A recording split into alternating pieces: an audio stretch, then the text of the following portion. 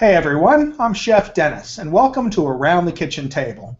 We're going to do some fun things today with a vegetable paella. It's not a traditional paella by any sense of the mean, but it's going to be a really nice dish, something especially for Meatless Monday, or just a great side dish if you want to serve it with anything else, with chicken or shrimp or any kind of seafood. But today it's going to be all about the vegetables and a nice rice base. And we've got a special guest with us today too, and I'm going to wait to introduce him for a minute because I have to see my co-host, Susan Serra. Susan, how you doing today? I am good, Dennis. I'm really looking forward to your dish today, and I'm ready. I have my scarf that I bought in Spain several years ago. Maybe you can see the. Can you see the fringe? I see the fringe, and it's you quite. See? Do you see the glitter? Oh, yeah. And I mean, is this beautiful or what? It is. You're happy.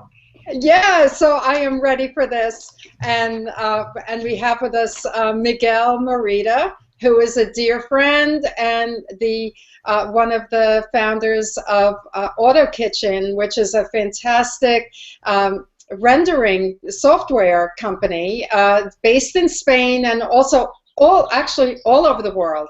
Wow. So, hi, Miguel. Hi, very glad to be here. Thank Yep, you. glad to have you. Yeah.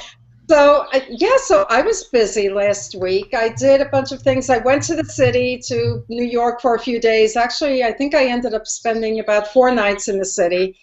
And I saw they sent a car for you for something, didn't they? They sent a car as well. They should, yes. So it was a beautiful big black car. And I mean, what's better than sitting in the back with your laptop and, you know, so I mean, I should live like that every day, but it was fun. Absolutely. It was fun, and I want to tell you what I ate. I want to tell you what I ate in the city. So I went around the world. The first night I actually ate alone. I didn't go out with a group because I was too tired. It was a long day. So just 2 doors down from my hotel was the Palm restaurant. Do you know the Palm? I've heard of it. I've never eaten there though. It was wonderful, and I actually didn't have steak or any kind of beef which is what they're known for. I had and you'll love this linguine with clams. So I had that, and you know, a classic Caesar salad. There's such a classic restaurant, you know, the classic New York restaurant. So I enjoyed that. And then the next night, I think I had wonderful Mexican food. And it was a big group, and the margaritas and everything. And then I went to one of my favorite restaurants in the city the next day with my husband, and it's called The Copenhagen. So it's a Danish restaurant. And one of these days, I'm going to introduce you into Danish food. Do you think you'd be up for it? I'll give it a try. I only learned one thing when I ate one time at a buffet, and that was never eat brown cheese. So that was my only foray into Scandinavian cooking. Okay. So you can educate me a little bit more. I will. And then, of course, the other restaurant I ate in, it was actually in the hotel, but I would just categorize it as a general city hipster, healthy, you know, dinner type of place. So I thought I would share with you, you know, my dining outings, which is fun. Sounds good. Yeah. So then we went to the nursery yesterday, and we got some herbs, got some fresh herbs, because, you know, unlike you, we can't really, it's not so easy to have herbs over the winter. Yeah, we can have them now. Granted, I didn't put mine in until probably about 2 months ago, and I had to take my mint out over the weekend because it had gone. I've never seen something grow like that in my life. The roots were everywhere, and it was killing the rest of the herbs. So yeah. I harvested this mint bush that had kind of become a monster, and then I read later, it says, oh yeah, mint grows like crazy. So I took that out, took my basil out and put some purple basil in and some regular basil, and I actually put some chocolate mint in.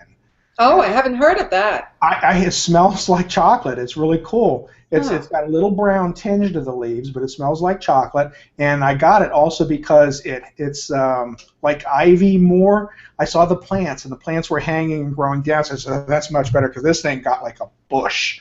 Between that and my Italian parsley, that was all I could see. My lavender and my fennel. I'm not my fennel, my dill and rosemary were just barely hanging on. Although the rosemary's doing really well. Yeah, I don't know. I'm going back to that chocolate mint. I'm thinking of a cocktail of some type. Oh yeah, yeah, absolutely. I hate to say I never knew there were that many kinds of mint. I just went for mint, and and then I see spearmint. There was sweet mint. There was the chocolate mint. There was peppermint. And I forget what else I saw. I was looking for double mint. I couldn't find that. So. No, I haven't seen that before. No, I've chewed it, but I haven't seen it. That's right. Yeah, but you know what? It's true. And when you say that, I think of basil. There are so many kinds of basil, and I don't know which one. I don't know which one to get, so I don't know. I got something called mammoth basil. It has really big leaves, but I thought sometimes these bigger varieties don't have such a great taste or smell, but this one does. This one did. So I figured bigger is better, I don't know if it is or not. We don't even want to go there. I'm going to leave that one. No, leave that alone. So and tarragon, I got tarragon, which I love. Fresh tarragon, and I mean, but the only thing I know how to use tarragon with is with chicken, like my bistro chicken and my chicken salad. Mm-hmm. So what else would you use tarragon for? Well, the first thing that comes to mind is a béarnaise sauce, but no one makes hollandaise anymore, I don't think. But you could just do a wine reduction with some tarragon in it, do a white wine tarragon sauce with a little bit of butter. To just about go over anything, or you could make a tarragon compound butter if you wanted to for some beef. That would be I mean, you could use that for a whole lot of different. I mean, you can. Would you put a compound butter with tarragon on like sautéed steak, or would that be a little too? No, I would put it. I mean, you might even want to put something else in it for a little color too to make it pretty. And just use a nice little compound butter like that, cut it up into slices and put the slices right on the steak right as you go to serve it so that they're melting as you serve the steak. You could do that with fish, you could do it with chicken, you could do it just about anything. It's a great way to use herbs too, to do that. And you could make, I'm not a real big fan of that herb, but there's a lot of other things. Tarragon is just so potent and so I mean, it's tarragon when you get it. So. Yes, yeah. It almost has like I would almost call it almost like a licorice sort of flavor. You can make pesto out of anything too, so you could always do, of course I wouldn't do all tarragon, but I would cut it with maybe some Italian parsley and make a little bit of a pesto with it. Okay, pesto is, I think, my and probably so many other all-time favorites. So I demand that you do pesto in the near future. Absolutely. It's really great for this time of the year because one of Lisa's favorite dishes is for me to just make pesto real quick, throw some pasta in a pot, get it cooked, and as soon as it comes out, I mix the pesto in with it and serve it. And we just eat that with cheese. I mean, if you want to serve some roasted vegetables with it or a piece of chicken, you can. But I mean, it's just like a really summery kind of dish that's, takes no time at all to make. And then my favorite pesto, I love a basil pesto, regular Genovese, but my favorite has to be a sun-dried tomato pesto. I really love that. I'm not sure if I've had that before. That's just wonderful. Most of the time you make things out of green leaves, and anything that's green you can make into a pesto if you can put it in your blender and it's going to chop up. The sun-dried tomato is just a little bit different, and I just love that kind of flavor. And you make it the same way. You're just throwing in some pine nuts and olive oil and cheese, and it makes exactly the same type of the way you do it. And I think one of my favorite pestos that I did make too was I did an arugula pesto. I think I've seen that before. I don't think I've had it before. It had a nice taste, and I used pistachios in it. And I didn't put the cheese in it, and I sprinkled it with some gorgonzola. Instead of mixing it into it, I sprinkled some gorgonzola on. What I did was I stuffed chicken with it, and I rolled it, and I just put the sprinkles in with it. It was really good. Okay, so we're going to do a tasting of pestos. Different pestos. We'll do that. We're going to do a few pestos. So we have paella on the menu today, and I think I see some colorful plates in front of me. Do I see a colorful? Oh no, maybe that's no. Just okay. I wanted to pull up a comment real quick though. Aslan Bloor, Lynn said tarragon is great for flavoring vinegar. Yeah, and I forgot that one too, and she's not a big fan either. Okay. I love it in chicken salad. I think it's perfect in. I don't know. There's something about chicken and tarragon, I think. Excellent. But that's so just more. Thanks for talking about herbs and the use. David Leopold's in the house. We're cooking in Cincinnati. Who else is here? Oh, Coach, you're in Texas. I didn't know you were in Texas. I'm from Texas, Coach. I don't know if we ever talked about that. I'm from San Antonio. Okay. Wow, what a nice place to be from. Huh. Yeah, I need to go back. I haven't been there for quite a while. Yeah, I'm I was there so much a few years fun. ago. I don't know if you guys can see that I'm doing things without moving and reaching. I had an epiphany and decided I could use a wireless mouse to make all my changes with, so now I don't have to kill myself reaching across the computer. You know, I've been doing these for 3 years, and it finally came to me that I could use that. The marvels of technology, Chef. Yeah, and your brain working every now and then. Well, anyway, let me get this started, and then we'll come back to Miguel and talk. But, you know, we're going to start this just like any, let me change over, since I can do that, to the pan. We're going to start this like any really rice dish I would start, with the exception is I'm not really going to add anything else to it, because I want this to be saffron, and I want to taste the saffron, and I don't want it to get confused with a lot of other flavors. Now, traditionally, in a paella, you know, if I was going to make it, I may at this point add some onion or garlic in with the rice too. You don't have to, but you know, just to give it a little bit more flavor. But because there's going to be just vegetables and rice, I want to make sure the saffron taste really is very prominent. So I've added a little extra virgin olive oil, and you know, I always use my squeeze bottle so I can control it. I love that. And then I'm just going to let it heat up just a little bit, and then I'm going to throw my rice in. And we're going to just cook the rice, I'll saute the rice just for a couple minutes. Let's see, you start to get a little bit of a nutty taste or flavor to it, scent to it, I'm sorry. And that helps it cook a little quicker. It also, just to my mind, enhances the flavor. It's just like when you roast nuts, or you know, you put them in the oven for a little bit before you do things with it. It just really brings some of the flavors out. So to me, and I could be just my imagination, but I think it does the same thing with rice. So I'm going to add that in there, and I have a couple cups of rice, and I always make enough rice because we love rice, and it'll sit for the next day, and I can always use it in a soup at home. So I'm just going to coat it really well, and then just let it cook a little bit. So then it will get a little bit, it'll have an additional layer of flavoring by just sort of sitting in the pan and... Well, I think it adds a little more nuttiness to the rice, because rice is pretty bland by itself, and I just think it really helps it out just a little bit, and it seems to really help a little bit in the cooking process as well. Let me ask you, would you use a premium type of olive oil? I only buy one kind of olive oil because I don't want to be switching back and forth. I buy a very good, not an excellent, but a very good extra virgin olive oil. And that's what I use for every bit of cooking that I do, unless the baking requires no olive oil because of the flavor. And then I have some vegetable oil in the house for that. But I really don't go around buying too many different kinds of oils. If I was serious into tasting, I would get a bottle of something really, really good and use that just to drizzle onto something when I'm getting ready to eat it. Like if I'm having a plate of pasta, I might take a little oil and then just drizzle it over right before I eat it. But I wouldn't cook with it, and I wouldn't mix it in, you know, while things are cooking, because the flavor is going to get lost. Yeah, and you know, Dennis, Miguel, I bet you are agreeing, because your brother-in-law is a connoisseur of Spanish olive oils. Yes, he is. It's a big, enthusiast, and he recommends always, the latest and greatest.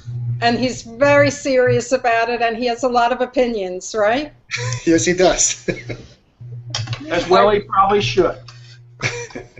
And we were just talking about olive oils and worried about things that are organic and not organic. And one of the things we talked about was that most of the olive oils are coming from Italy and Spain for the most part, and we really don't have to worry quite about as much how they're being sprayed and the evils of the different pesticides, because these people are so intense about their olives, and they really take really excellent care. And there's so much workmanship and pride in what they do that they would never let something foul up their olive oil. Exactly. I'm sure you've heard the whole process of making olive oil over and over again, Miguel. Yeah, it's very common, particularly in southern Spain. It's everywhere. Okay, I'm going to add in some stock in here.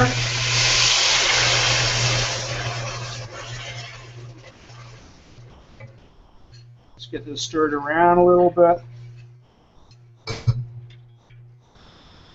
You usually use about 2 cups to every cup of rice, depending upon how it cooks. I'm not going to quite put it all in. Leave some of it as a reserve. Let this cook for a while, and now I'm also going to add in some saffron because I want the color to really start to build. Oh, that looks like some high-end saffron in that case. Yeah, I know. When I said I wanted to buy an ounce of saffron, I thought it was in the old days buying an ounce of something else. It was so cheap. Yeah, it looks well kept. Now, this was about this pack of saffron was about $90. No. Yep, this 1 ounce. Wow. So I like saffron. I'm probably using a little bit more because I have so much of it and I can. Otherwise, I might be a little stingy with it. Some people use turmeric instead for the color. But this, if you have saffron, if you've ever had saffron, there is no difference. I mean, there is no comparison to using something other just for color. And how long? I mean, once you invest $90 in a high-end spice like that, how long should that last? Is it months or up to a year? It's going to last a year and a half, probably. It'll start losing some of its potency after a while. But these are dried, the pistils of the flower, so they'll last a little bit longer.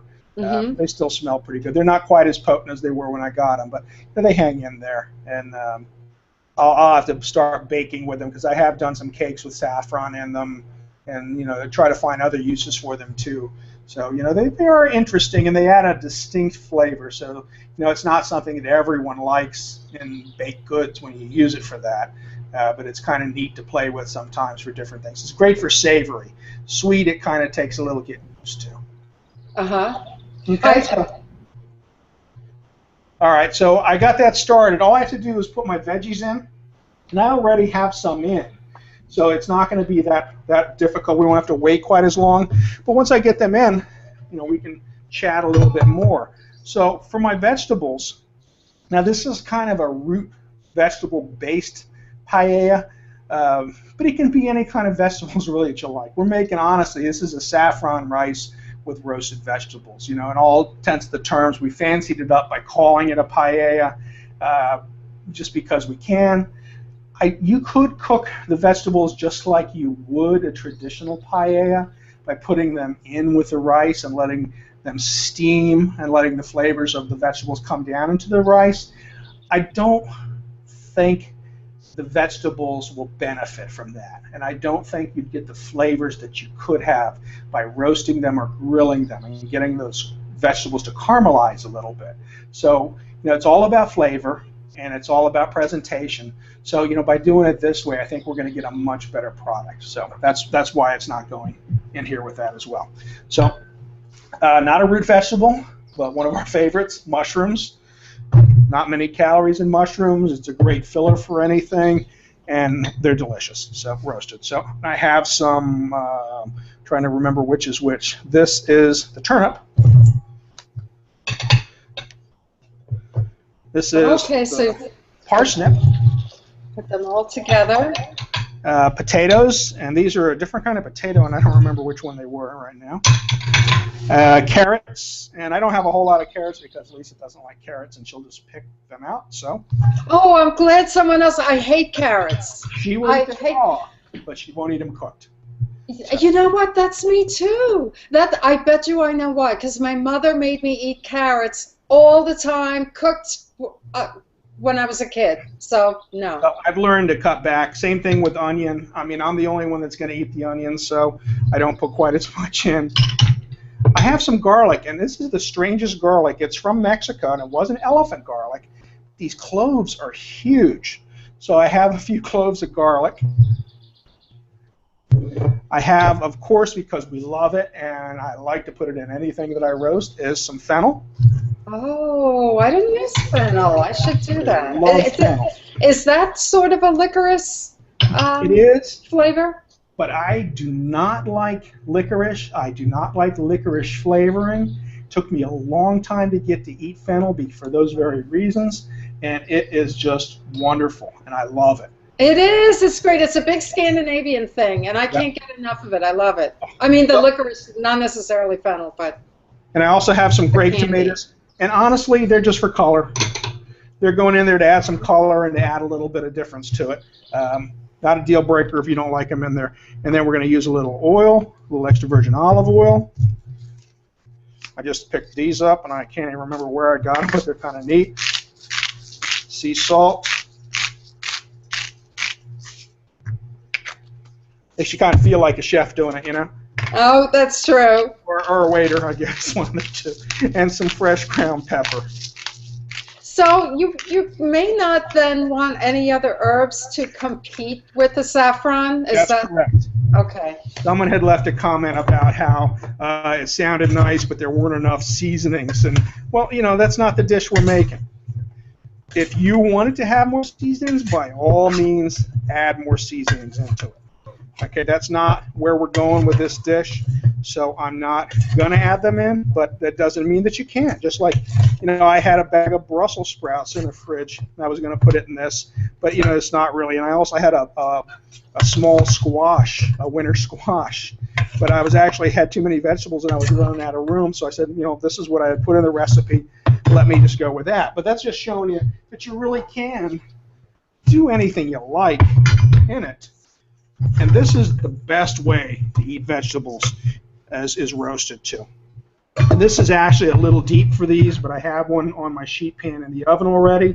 So I'm going to pop these in, and I'm just going to put them in like this, uncovered for a little while, and let them roast.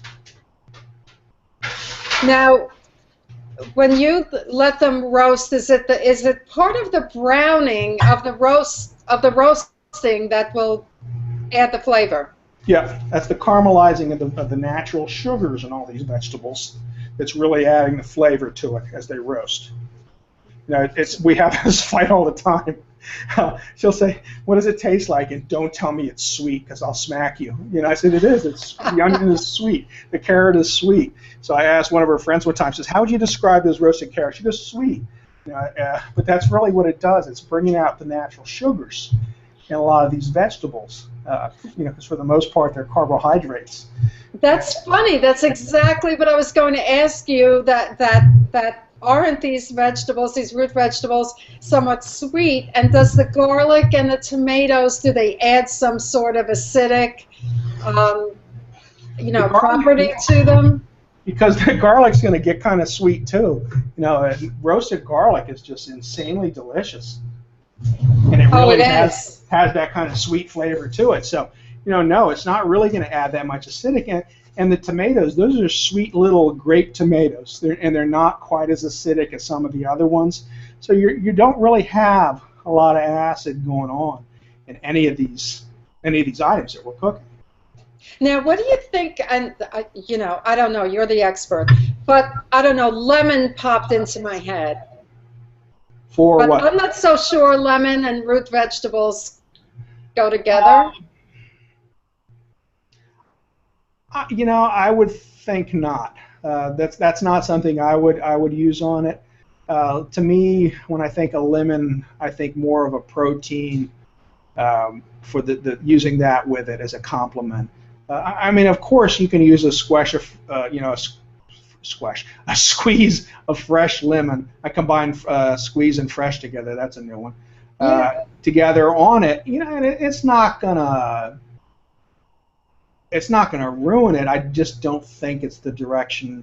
I don't think you'll be as impressed with what you did with it. Now, if they're raw, I think a raw vegetable could take lemon a whole lot better than a cooked one would. Okay, that makes sense. Now, what about, I've been thinking about this dish, so I'm wondering about tofu. What about adding, say, it's not a meat, we don't want to add meat or fish, but what about tofu? I'm wondering if the vegetables are sort of too dense and heavy for tofu? Not at all. If you like tofu and you wanted to serve that as your protein with it, by all means. I used to roast tofu for our salad bar for the school. And, people, I worked one place, they were just slicing it up and putting it out there, and I says, oh, no. That's not going to work.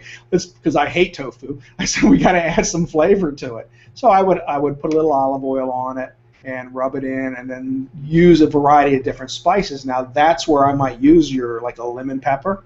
But I would always season it the way I would season meat.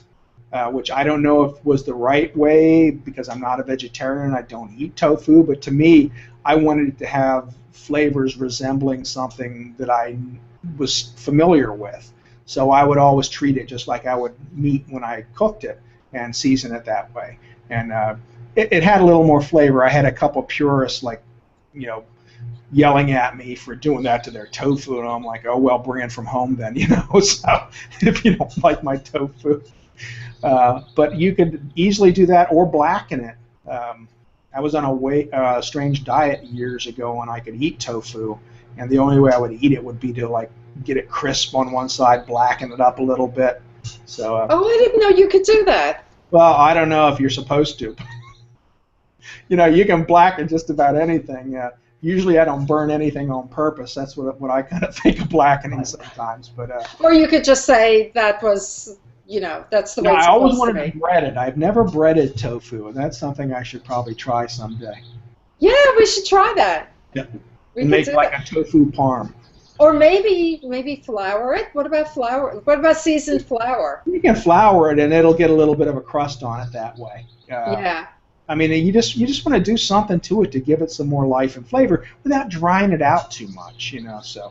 I'm sure there's people out there that know vegetarian stuff much better than I can offer a lot more suggestions. So we have a few more comments here. Let me pull one up. Lynn said she loves roasting her vegetables first in many things she cooks, something her granny taught. And, it is the best way to eat vegetables. Lena's in the house. She says, hi. Sunny Cadwallader is in, and she says she does enjoy her onions too. Her oldest son hates onions, but loves it in salsa. Go figure. And my wife will eat black beans and cilantro and onions in salsa, and she won't eat them in any other thing else. So go figure. Oh, that's funny. That is funny. And Aslan Blore says, I love onions in everything. Oh, I think people love the smell of onions cooking more than anything else, and that really gets you thinking about food when you smell cooking onions. To me, anyway. So we got everything going together. So let's talk about Spain a bit. Let's talk to Miguel.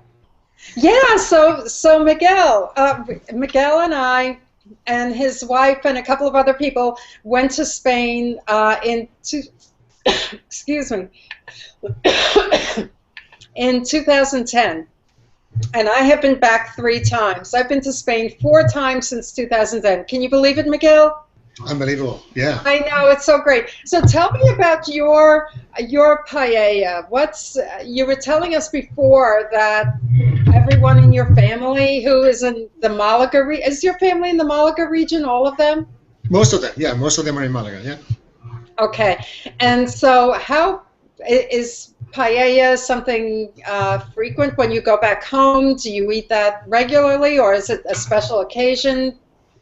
No, it's something fairly common, and some people like to obviously do it at home, but it's also a common plate to order if you go out, particularly in in the summer months and such, it's one of the typical plates to order when you have a group, you know. And I think the minimum is typically 2 or 3 people, and it's relatively fast. It takes maybe half an hour, 40 minutes to put together. Oh, it is? Okay. And is it usually, it's usually with both meat and fish typically, isn't it? Or is it? Yes, typically, yeah. Typically, you put a little chicken and some fish as well.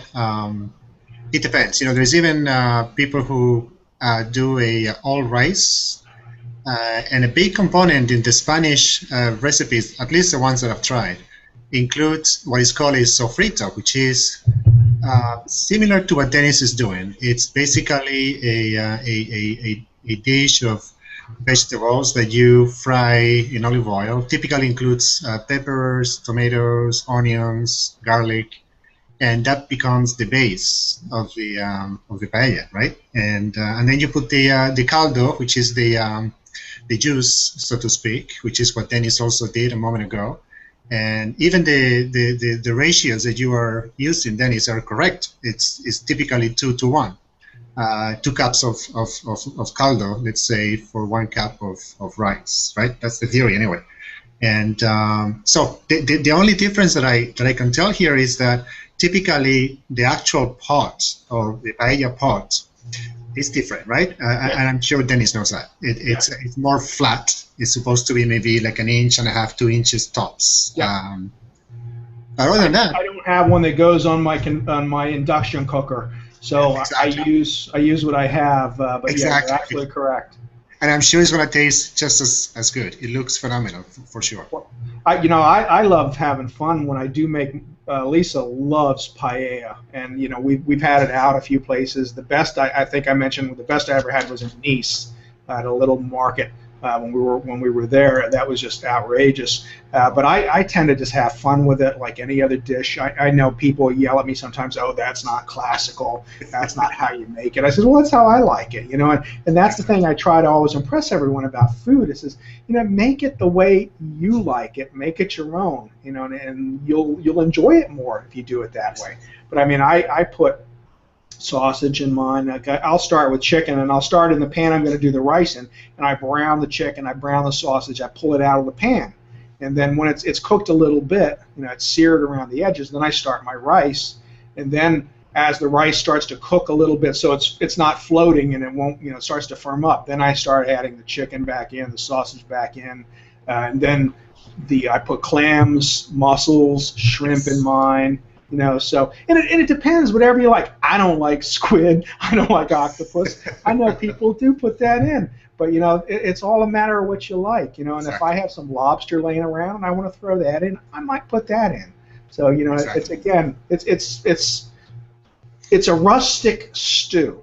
And it should take in whatever you have available that you want to put, Yes. whatever protein. That's what we talked about a little bit last week. These rustic dishes, they are just, they're the best. Now, knowing me, I would probably do something, loving Spanish food as I do, I'd probably want olives, ham, and anchovies in it. I don't know if you can do that. I don't know if you're allowed to do that. I'm not sure if you are. I might serve the anchovies on the side. I don't think the olives would be a bad choice, and the ham would not be a bad choice at all. A little Serrano ham in there or something would be very nice. But I maybe because I don't like anchovies myself, but I might just put them on the side. Or decorate it. When you served it, decorate it with the anchovies. There you go. Yeah. And Miguel, you'll be so jealous of me. When I went to Spain in February, and I was able to bring back some ham. Wow. I know. How did you manage that? How did you manage that? Well, I shouldn't say, but I will. I have the global entry. Do you have the global entry card? No. Oh, you have to get it. You go so often. So they don't really check you. Really? When you go through the global entry way, at the airport, and you come back through customs, they're really good. I mean, I shouldn't do that, but I'm confessing. Okay. So yeah, we enjoyed that. I bought a chunk, and brought a little bit of Spain home with me. Because it's hard to get here, isn't it? Yeah, it's not easy to find, and then when you find it, it's very much overpriced, right? So Yes. Yeah, my local butcher has it for $100 a pound. it's Yeah. crazy. It's crazy. Yeah, we Right. had it. Wegmans had it, and it was $60 a pound, and I thought that was outrageous. It's Yeah, crazy. Yeah. Yeah. it really is. We have a few comments. Or did what did I do with them? Okay. Oh, yes. Okay. I'm going to sound strange about this, but Sunny says, sofrito. Can you tell me what is sofrito? I don't know what I've heard of it. Sofrito, yeah, sofrito is the base of the paella. It's really most people actually start with that. They start with on the paella pan. You fry sliced tomatoes, some peppers, some onions, some garlic, some meat if you want, or some whatever fish you want to put in, and that makes the base of the. That's really what drives the flavor of the paella. They call it sofrito. Okay, it's sort of like I know in New Orleans cooking, chef, you have what do you have? There's like three Well, New ingredients. Orleans uses peppers, onions, and celery. Right. It's the Holy Trinity for The them. Holy Trinity, Yeah, yes. just like for French cooking, it's carrots, onions, and celery. Your mirepoix. So it just depends on where your perspective is, what you're cooking is on, which one you start with for the most part. Yeah. Okay. Right. Let's see what else we got. Cheryl Deuce is in the house. Good to see her. Hey, Cheryl. Getting here late, but better late than never. Yeah, we're happy to have you. And we have a comment from Aslan Bloor. Mhm. Aslan Bloor says, here we go.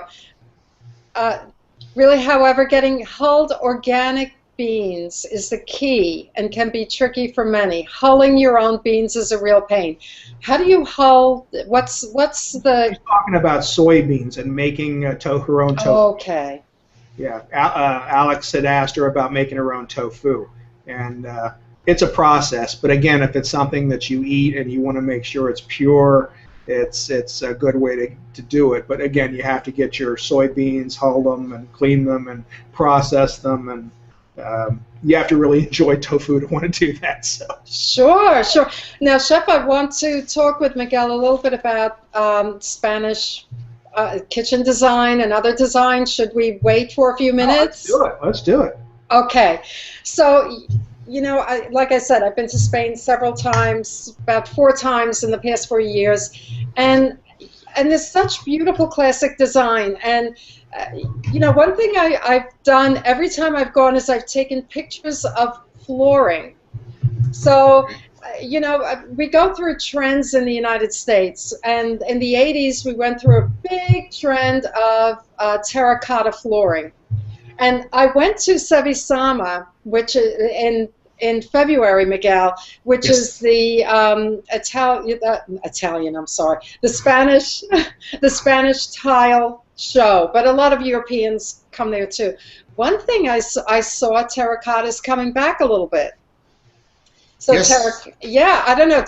Are you aware?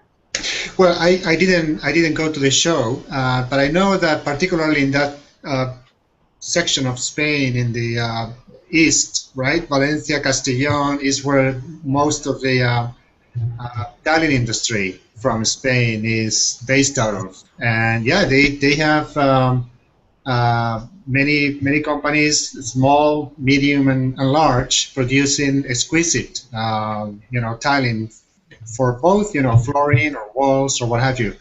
I'm not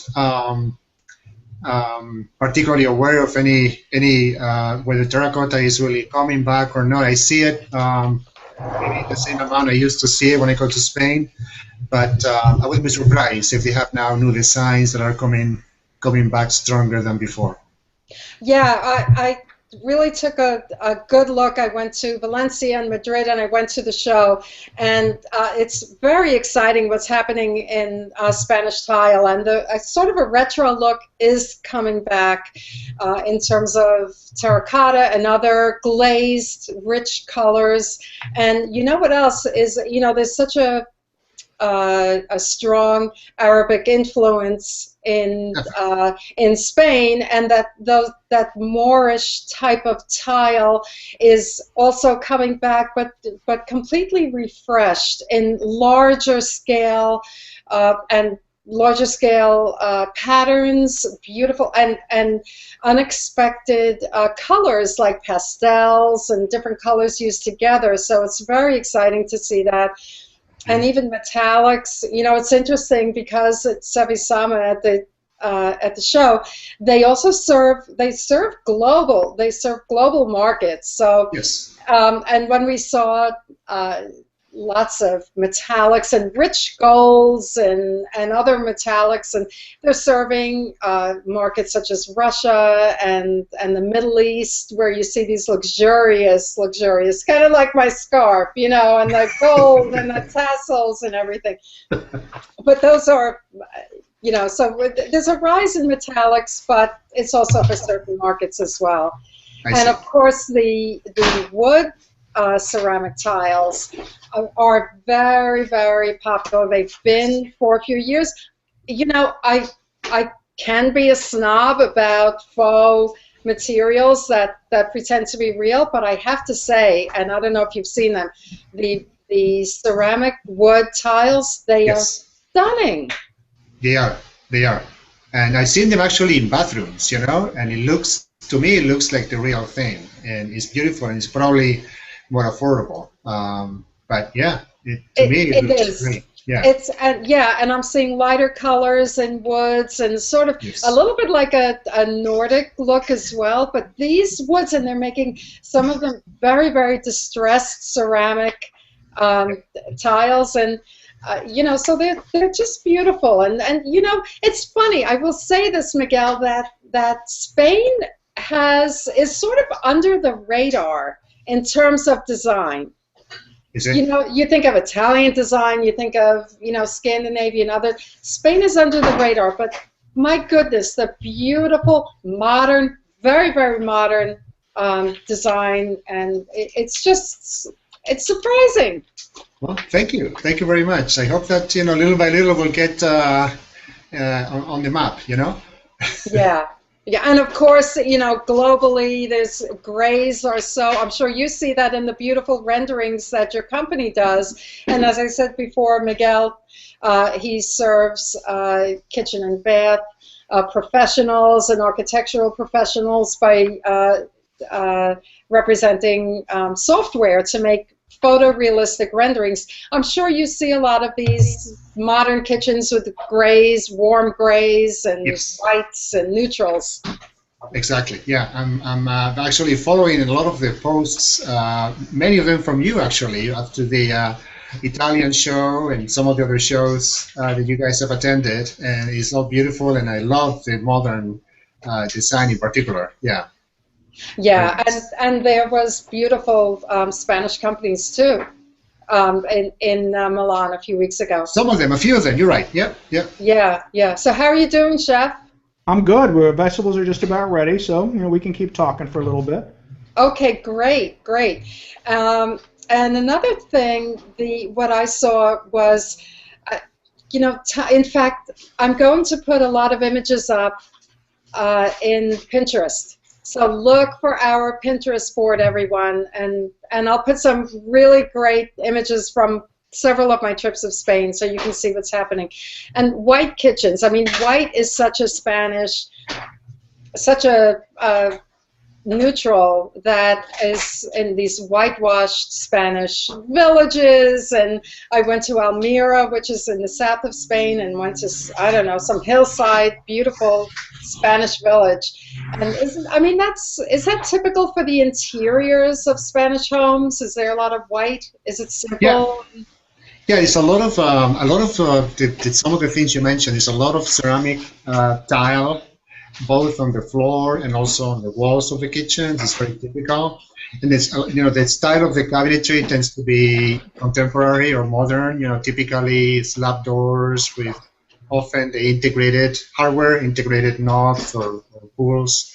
And white is a very typical laminate. You know, white laminate is very often the case. Countertops, typically they are quartz, or if not, some sort of laminate. Those are the most often seen color combinations, I think. Yeah, and I don't know if everyone knows, but I've also gone to Spain with Cosentino. Cosentino is the manufacturer of Silestone. So if you've heard of Silestone countertops, they originate from Spain. They're made in Spain, and they are so precision and engineered. And that's also what I want to say. Seeing tile factories in Spain and seeing Silestone factories, they are state of the art. Spain is so under the radar. Beautiful. Yeah. It's really something. I mean, between the food and the culture and the state of the art design, it's worth looking at. It's worth looking at for sure. I do have to get over there because I do have relatives there. I'll just have to find out where they are exactly. Oh, do you? Where? Yeah, oh, yeah. You're not sure where? No, when I was probably 16 or 17, my mother wanted to send me to Spain, and I didn't want to go. Crazy, I just didn't want to go because I had an uncle or a great uncle that had been a band leader there, and someone made harps. And my mother had this little harp that they had made especially for her when she was born. But I just never did go, so now I'll have to find out where they are and go visit them too and say hello. So. Let me tell you, Chef, that you will just be blown away by the food alone. I'm sure. Just blown away. I mean, when I go there, I'll tell you something. I just have to say this. I've never in my life tasted olives, just regular olives. I mean, it's the first thing I have to have. It's a different taste because they're fresh, and you just can't. I don't think you can get them here, Miguel, they are there. In some smaller specialized stores, you can find just about anything. But the problem is that it's very pricey. That you pay a big sticker price. Yeah, I don't know. I just think that they taste different. They're fresh. Here when they're in the jars, it's totally different, completely different, and they're full of salt. And it's not the case over there. Love it. I see what you mean. Okay. Well, it's just like the breads. I'm still trying to find a decent loaf of bread in Florida. So. Yeah. I don't know. You'll have to make it yourself. I'm gonna have to, I guess. I've been saying that, but I see people buying stuff in Publix, and I'm just, and I love Publix. Publix is a wonderful store, but you can get some, it's all frozen. It's coming into them in boxes that they're just baking. So there are a few different things that you can get that almost seem like bread, but it's just not. It's not the same. No, it's not the same. Being in Philly, just like in New York, and working in Italian restaurants, I had this one boss that really told me the true nature of how bread should be. And we were getting semolina bread, and at that time, I had never really eaten it on any kind of a regular basis or knew much about semolina bread, but he's telling me, and he's banging his fist while he's telling me, he's being real. He goes, the crust has got to be so hard that it's going to cut your gums. He goes, but the inside's so soft, So I'm like, okay, I kind of get the picture. A little bit of passion there. A couple of good comments, a couple of great comments. Of course, this is a whole other show. Elena says one word: tapas. Oh, absolutely. And it's so funny. Lisa will eat Spanish food, but she will not eat Mexican food. So. Oh no. There is a difference. There is quite a difference. So. Yeah, there is. But she does love tapas. So. And here's Aslan also said. Lynn said she loves tapas. When I come to London, we'll go for a tapas lunch or dinner. So that's another reason that I need to get to London too, to visit everybody and go out and eat. You can show me the good places to eat in London. So I think we're doing pretty good. My vegetables should be pretty close, so I'm going to pull them out, and the rice is done. I've just been letting it sit here and simmer a bit. So let me make a spot. Hey, Miguel, have you heard about pata negra? Elena You know, pata negra. Elena's asking about pata negra. Yes, pata negra is the highest quality of jamón serrano.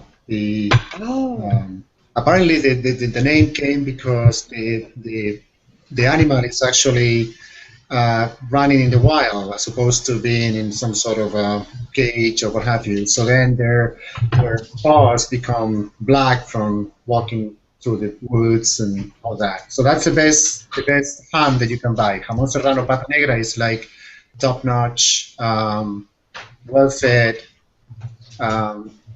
pigs. I wrote that down. Oh, those vegetables look great, Chef. Yes, they do. Well, good. Let me get this, and we will start. Okay. Have to be careful where I put things. I have so many hot things right now. Yeah. So I have my saffron rice, and we're going to start a base.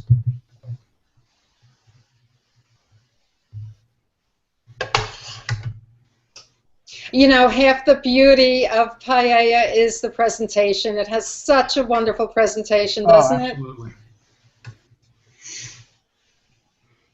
All right, so this is going to be a small. Now this is a fairly good-sized dish too.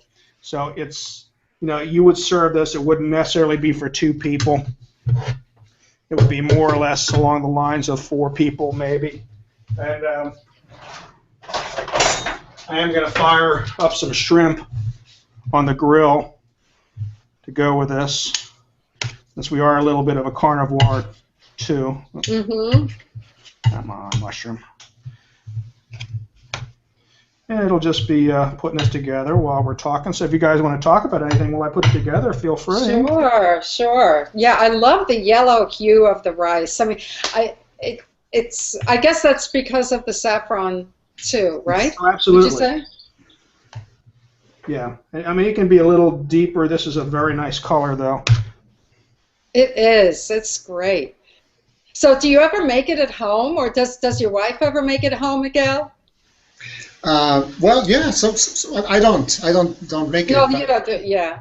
But my wife does, and some of my brothers and sisters, they also do occasional paella. Tell me something, because I'd love to know. Are there any good Spanish restaurants in the New York metro area that you know of, or anywhere else? No, I'm sure there are. I just don't know off the top of my head if one to recommend. I was recently at a restaurant called Mogador. This is not from Spain. It's a Moroccan restaurant on the East Village, but it blew me away. And the flavors are very much like the flavors of some of the Spanish dishes. So I recommend it. But I mean, Yeah. there are small tapas bars. There's now a new chain. I forget the name, that is opening up in downtown where they sell Andalusian tapas, and I'm sure there are probably a few that I'm not even aware. Okay, so you don't have one particular destination if you have to have authentic Spanish food. Not really. No, when we go out, we typically go out other types of food. We try to eat like Spanish food maybe at home more so than when we go out. Yeah. Now, Elena's asking Miguel. She's asking Zafferano. Do you know about Zafferano? Well, it's probably a saffron, right? Oh, is that a restaurant? Oh, is that a restaurant? I don't know if it's. Let's see. Can you see it on the screen? How it's spelled? Yeah, saffron. Zafferano. The Spanish spelling is azafrán. I think the English is close to maybe exactly the way that she spelled it. It's a spice. It's a spice that Dennis is using to color the rice, right? Oh, okay. Okay, interesting. Yeah, no, I didn't know that. I guess it is. It says, she says, some people feed hens with Zafferano, so the yolks are more orange. Oh, wow. Yeah. Interesting. Okay. Well, that's an awful expensive thing to be feeding the hens. That's true. Maybe they feed them tapas too. Who knows? Giving them massages, I guess, too. I don't know. All right. Here's the finished product. All right, and there is your vegetarian. Just beautiful, beautiful, beautiful. Oh yes, look at that. You know, I like the color. Well, you know, again, that's why I threw the tomatoes in. You need to have some color in it, and it really does help brighten it up. The carrots would do it. You know, you could have more carrots, and you just want to try and find something to make the dish as visibly appealing as you can, because you know the old saying, "People eat with their eyes," you know, is very true. So you know, you want it to look really appealing to them. I love it. I love the potatoes in there. I think that's an interesting touch. I love the mushrooms. I'm a mushroom lover. I mean, that just adds to the savory. Yeah. Yeah. When you dig into this, you know, you really want to get full, and you want to eat enough flavors. So you know, you have all the different flavors going along, and roasting them really helps. You know, like if you put these in a pan and you saute them, the flavors start to mingle. Same thing with if you're cooking them in a pot. The flavors start to mingle. They all, you know, you open up, it's like open up a can of something, how everything kind of tastes the same. They lose their identity. So by roasting them on a flat pan, which is what these were on, you know, the other one's in a little bit of a deeper dish, and the flavors will mingle a little bit in that. But when you can do them separately, I mean, I go as far as to oil them and season them separately sometimes, depending on what I'm making. So each one has its own row, and they cook together and not mingle, so that you can taste exactly what every one of those vegetables is. You know, it keeps its identity. And you know, roasting is a good way to do that. You know, they keep their identity, they keep their flavor, their profile, so you can really taste everything that you're eating. That's such a great point. And you know what I'm wondering, Chef? I'm wondering, somehow I'm seeing that could that be served room temperature? It could. The rice is going to get a little, you know, it will not be quite as appetizing. The vegetables could definitely be served room temperature. You know, most of the time when I roast vegetables or grill them, they get served room temperature. So, you know, that's not a big deal. You know, the rice, I just wouldn't let that get too cool, because you know it does have some vegetable stock in it, and it will gum up or firm up a little bit as it's okay. It will congeal a little bit, you know.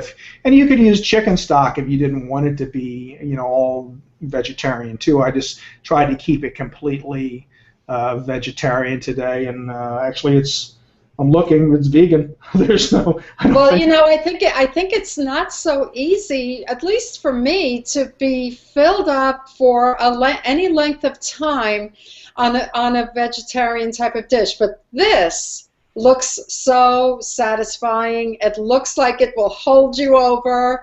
Well, and that's one of the reasons for all the rice too, because all that starch will help fill you up. Now, I would serve this with some bread as well, and I have a nice loaf of bread to go with it. You know, but if you have a glass of wine, you know, it's getting hot out too. It's getting warm out. You know, the weather's changing. When it gets warm out, you don't want to quite eat as heavily either. So this is perfect for this time of year. I mean, you could here in Florida, we can just sit outside and have this with a glass of wine and some bread, and just really feel a little more satisfied. Where if it was the winter and you have that mentality where you got to pack the food in because you got to stay warm, you know, add that layer of fat, you know. So this is a very healthy way to eat too. So I think it looks absolutely wonderful. What do you think, Miguel? I love it. It looks great. Yes. Yeah, it really does. And you know what? I mean, I'm in. 3 carbs, I'm in. Rice, potatoes, and bread, I'm in. And then you have the good Spanish olive oil, the premium Spanish olive oil on the side. This would be where if you had a good oil and you wanted to get that nuttiness and that flavor, now you take a drizzle of a really good oil when you were to serve it, and because then you can taste it. So you know, if you're cooking it out, you lose it, but now you can inhale it. So when you go to eat it, You'll smell the aroma of that good olive oil. You'll taste it you'll feel it on your tongue. So, I mean, that's when a really good olive oil comes into play, and that's when you want to get out the bottle that, that you had to almost mortgage the house for to buy because, and it was that expensive. Just like a good, really good vinegar, it's going to be really expensive, but it's not something you're going to make a salad dressing out of or that you're just going to really, eat in great amounts. It's that little drizzle that you're going to put onto things that are just going to change all the flavors and go crazy in your mouth when you eat it. Oh, nice. Great. Thanks a lot. You have it right in front of you. Thanks a lot. Well, what a wonderful dish. Thank you so much, and thank you, Miguel. You just gave us so much insight on, Spanish culture and food, and haven't you, Chef? Thank you so much. Thank you for inviting me. We're very happy. I just want to pop this up real quick too. One last comment. Dave Williams, I'm surprised how simple that was. I easily roast veggies, but have never placed them on a bed of rice and then some shrimp. I'll do this. And again, Dave, shrimp, chicken, and if you don't want to use rice, you could do this on pasta just as well too. You could make yourself a nice pasta dish with it. So, whatever you like. Dinner should be quick. It should be delicious. And it should be, kind of fun to make. So this is where we're catching everything right here in one fell swoop. So, all right. Well, thank you all for coming. Susan, any parting words? Yeah, no, just we'll be ready for next week again. Another great show, and I think we talked about it. I'm gonna try to head over to Restaurant Depot and pick up some clams. So hopefully I can do that. And barring any issues this week, I'll head up. It's on the other side of Orlando, so it takes me almost an hour to get there. But it's well worth the trip because I need a few other things too from my supplier up there, and I'll get some clams, and we'll do a linguine with clam sauce next week and really blow you mind how simple that is. Love it. So, all right, so we're going to sign off for today. Susan, Miguel, thank you so much for being here, and have a wonderful week, everyone, and we'll see you all soon. You're welcome. Take care.